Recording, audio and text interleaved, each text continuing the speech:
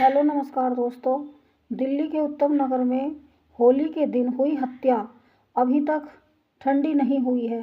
जिस तरह से बेरहमी से हत्यारों ने तरुण की हत्या की है, उससे यही अंदाज़ा लगाया जा रहा है कि हत्यारों की पहले से प्लानिंग थी तरुण को मारने की, और इससे पूरे इलाके में दहशत का माहौल है। क्योंकि जिस समय ये झगड़ा हुआ था, घर परिवार के लोग होली खेल रहे थे। होली खेलते खेलते छत से बलून दूसरे की घर जाकर गिर जाता है, जिससे अन्य समुदाय के लोगों को कलर लग जाता है। रंग की छींटें पड़ने की वजह से पड़ोसी गुस्से में आ जाते हैं और तरुण के घर पर आकर काफ़ी हंगामा करना शुरू कर देते हैं।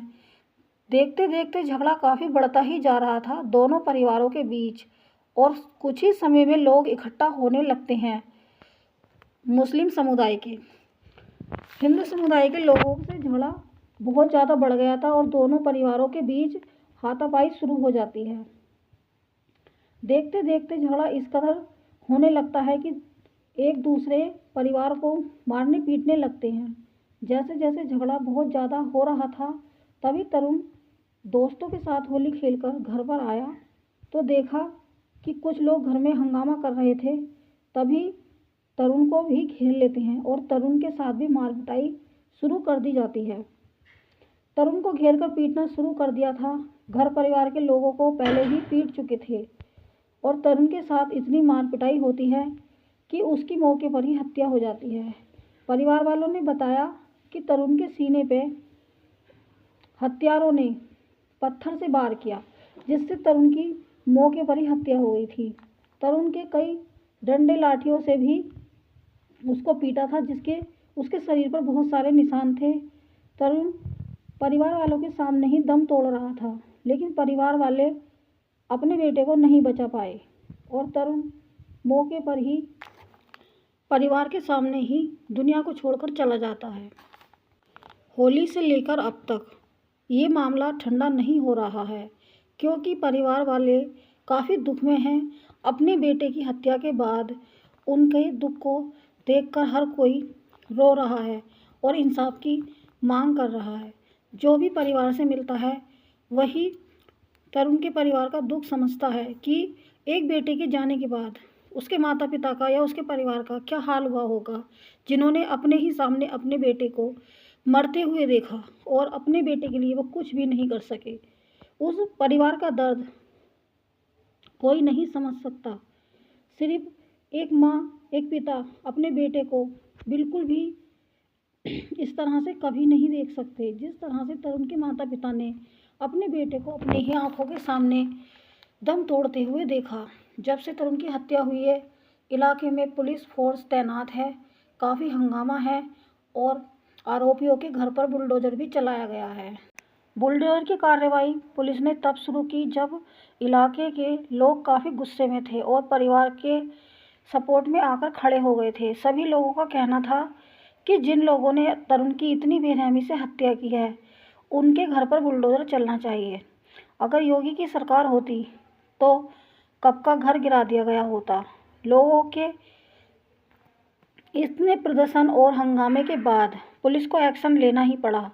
तभी आरोपियों के घर के एक हिस्से पर बुलडोजर चलाया गया, लेकिन सुनवाई के दौरान जब अदालत में ये कार्रवाई पहुंची, तब इस पर रोक लगा दी गई है।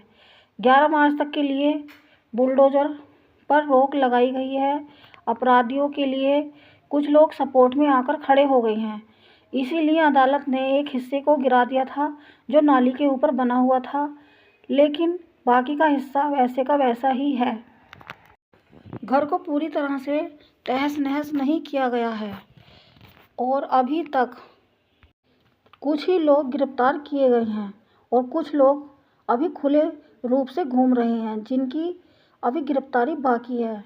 तो इस मामले में इस तरह से हंगामा बढ़ा हुआ है और अभी तक ये मामला ठंडा नहीं हुआ है। तरुण की हत्या के बाद पूरा देश तरुण की हत्या के लिए हत्यारों को सजाए मौत की मांग कर रहा है। परिवार वालों के साथ साथ इलाके में हर कोई चाहता है कि जिस तरह से तरुण की हत्या की गई है, उसी तरह से उन हत्यारों की भी हत्या की जाए। जिस तरह से उनके घर का चिराग बुझा दिया गया है, वैसे ही उन हत्यारों को भी सजाए मौत दी जाए, तभी उस परिवार को इंसाफ मिलेगा। लोग परिवार के साथ मिलकर तरुण को इंसाफ दिलाने के लिए इसी तरह की मांग कर रहे हैं। एक मामूली सी छोटी सी बात थी कि रंग के कुछ छींटे दूसरे समुदाय के लोगों पर लग गए थे और उन छींटों की वजह से ये मामला इतना बड़ा हो गया कि एक व्यक्ति की पीट कर हत्या कर दी गई। तरुण अभी अपने जीवन में कुछ करना चाहता था, उसके भी सपने थे। उसके परिवार वालों को उसके जाने का कितना दुख होगा, ये तो उस परिवार के लोग ही समझ सकते हैं जिनका बेटा गया है। लेकिन क्या तरुण की हत्या करना जायज़ है? सभी लोग इस बात को लेकर काफ़ी नाराज़ हैं और अपराधियों को कड़ी से कड़ी सज़ा की मांग कर रहे हैं। ये मामला अब दिल्ली उत्तम नगर का नहीं रह गया है, ये मामला पूरे देश का हो गया है। इसीलिए होली से लेकर अब तक तरुण हत्याकांड अभी तक ठंडा नहीं हुआ है।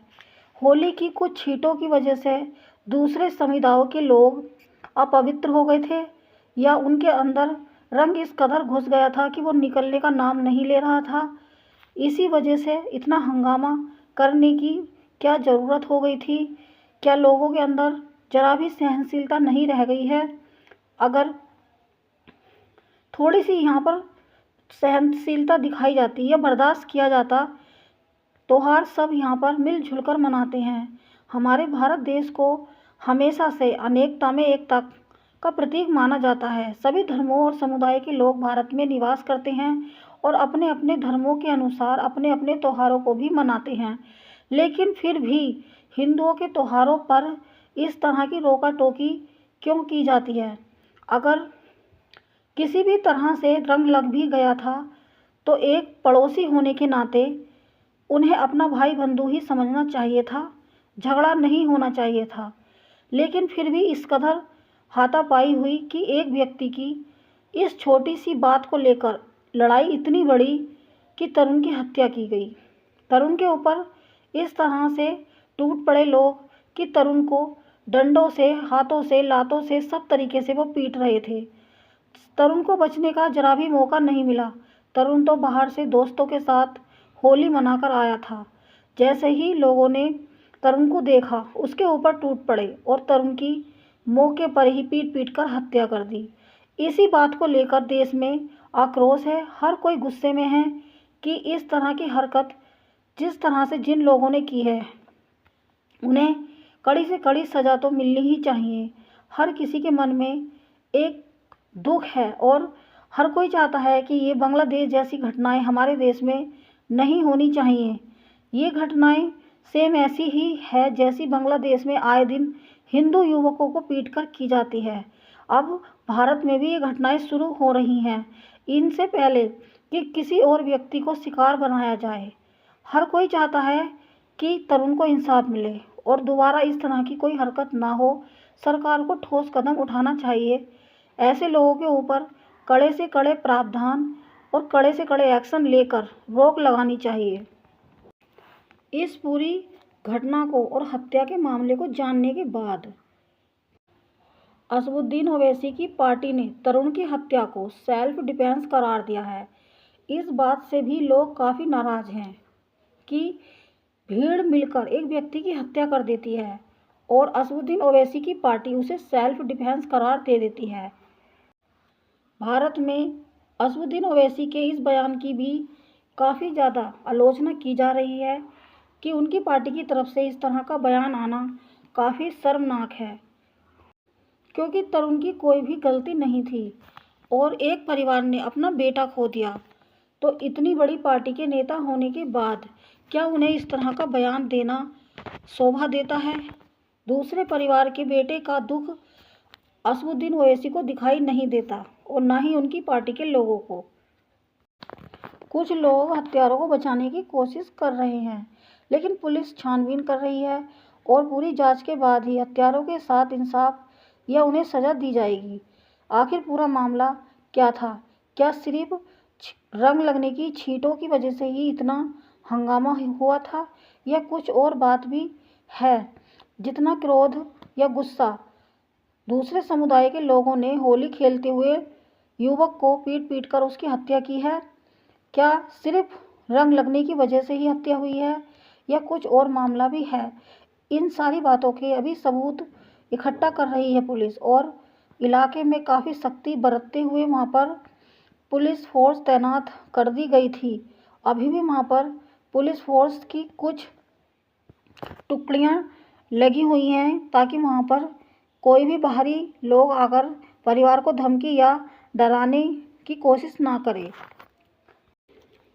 कुछ लोग इस मामले में आगे आ रहे हैं और पीड़ित परिवार को इंसाफ दिलाने की बात कर रहे हैं, तो दूसरी तरफ कुछ लोग अपराधियों को बचाने के लिए भी उतर रहे हैं। तो कुछ लोगों का कहना है कि मुस्लिम महिला के साथ छेड़खानी हुई थी, जिसकी वजह से तरुण के साथ इस तरह की घटना हुई है। मतलब कहने का तात्पर्य यह है कि हिंदू लड़के ने किसी मुस्लिम लड़की को छेड़ा था या उसके साथ कुछ गलत व्यवहार किया था, जिसकी वजह से तरुण के साथ ये हत्या हुई है। तो कहने का मतलब साफ साफ है, क्या तरुण ही वो व्यक्ति था जिसकी वजह से ये इतना बड़ा हंगामा हो गया? क्या रंग की छींटें सिर्फ बहाना थी या फिर कुछ और बात थी? लोगों के अंदर हजारों सवाल हैं, लेकिन पीड़ित परिवार यही चाहता है कि चाहे कुछ भी बात थी, उनके बेटे की हत्या नहीं होनी चाहिए थी। और देश में भी हर कोई यही चाहता है कि चाहे जो भी बात थी, पीड़ित परिवार इंसाफ चाहता है, उनके बेटे की हत्या नहीं होनी चाहिए थी। इस तरह की घटनाएं काफ़ी निंदनीय हैं और भारत में नहीं होनी चाहिए। ये घटना भारत में तो क्या कहीं पर भी नहीं होनी चाहिए। अगर कोई भी छोटी मोटी बात होती है तो पड़ोस के लोग मिलकर उसे निपटा लेते हैं, लेकिन यहाँ पर दोनों धर्म अलग अलग होने के अनुसार ये मामला इतना ज़्यादा बढ़ गया था कि बाद में असदुद्दीन ओवैसी की पार्टी ने दोनों पक्षों को पीड़ित बताया। कुछ लोग पीड़ित परिवार को बचाने की कोशिश कर रहे हैं और नई नई कहानियां बना रहे हैं। कुछ लोगों का कहना है कि वहां पर एक महिला के साथ छेड़खानी हुई थी, जो पड़ोस के लोगों के घर से ही थी, जिन लोगों से तरुण का झगड़ा हुआ है। होली वाले दिन तरुण के ऊपर दूसरे समुदाय के लोगों ने आरोप लगाया कि तरुण जिनसे लड़के लेकर आया और मुस्लिम परिवार के लोगों को पीटने लगा। लेकिन परिवार वालों का कहना है कि तरुण अपने दोस्तों के साथ होली खेलकर घर पर वापस आया था। तरुण को तो पता भी नहीं था कि घर पर झगड़ा हुआ है। अचानक से घर में इकट्ठा हुए जो लोग घुसे थे, वो तरुण की तरफ बढ़े और तरुण के साथ मार पिटाई करने लगे। तभी ये झगड़ा ज़्यादा हो गया और तरुण की हत्या हो गई। लेकिन कुछ लोगों का कहना है कि तरुण और दूसरे समुदाय के लोगों में जब मारपीट हो रही थी, तभी तरुण की हत्या सेल्फ डिफेंस में हुई है। लेकिन इस तरीके से जो होली खेल रहे लोग जख्मी हैं, दूसरे समुदाय के लोगों को नहीं दिखाया गया है और ना ही उन लोगों को पुलिस मौके पर पकड़ पाई थी। पुलिस ने उन्हें बाद में दबिश देकर पकड़ा, क्योंकि मौके से वो लोग भाग गए थे। तो कुछ लोग अपराधियों के घर पर बुलडोजर को लेकर भी गलत बता रहे हैं और कुछ लोगों का कहना है कि अपराधियों के घर नहीं टूटने चाहिए, क्योंकि उनके घर लीगल बने हुए हैं, ना कि अलीगल। पुलिस के अनुसार उस दिन वहां पर क्या हुआ था? यह झगड़ा तब शुरू हुआ जब पीड़ित परिवार की एक छोटी बच्ची ने होली के दिन पानी का गुब्बारा फेंका था, जो पास से गुजर रही सायरा उर्फ काली पर गिर गया था और उस पर पानी के छींटे पड़ गए थे, जिसके बाद दोनों परिवारों के बीच कहासुनी शुरू हो गई और फिर यह घनी आबादी वाले जय कॉलोनी क्षेत्र में इतना बड़ा झगड़ा बढ़ गया। पुलिस ने बताया कि झगड़े के दौरान कथित तौर पर कई लोगों ने 26 वर्ष के तरुण पर हमला किया तथा उसको घायल अवस्था में हॉस्पिटल भी पहुंचाया गया, लेकिन हॉस्पिटल जाने के बाद उसकी मौके पर ही मौत हो गई। सारे इलाके में इस तरह की हरकत को देखते हुए कानून व्यवस्था बनाए रखने के लिए पुलिस और अर्धसैनिक बलों की भारी तैनाती वहां पर की गई। इसके सिलसिले में 7 और लोगों को फिर गिरफ्तार भी कर लिया गया। एक नाबालिग को भी हिरासत में लिया गया है। फिलहाल बुलडोजर एक्शन रोक दिया गया है। तरुण के हत्यारों के घर के एक ही हिस्से को गिराया गया है। परिवार वालों का कहना है तरुण के कि हत्यारों का एनकाउंटर होना चाहिए। पुलिस ने सख्ती करते हुए 3 महिलाओं को फिर गिरफ्तार कर लिया है, जिनके नाम हैं सायरा, शरीफ और सलमा नाम की 3 महिलाएं हैं, जिन्हें पुलिस ने अभी हिरासत में लिया था। इलाके में तरुण की हत्या के बाद काफ़ी दहशत फैली हुई है। सभी लोग डरे हुए हैं कि आखिर होगा क्या। पुलिस इस मामले में जांच कर रही है और घरवाले इंसाफ की मांग कर रहे हैं। इस वीडियो में इतना ही। जय हिंद, जय भारत।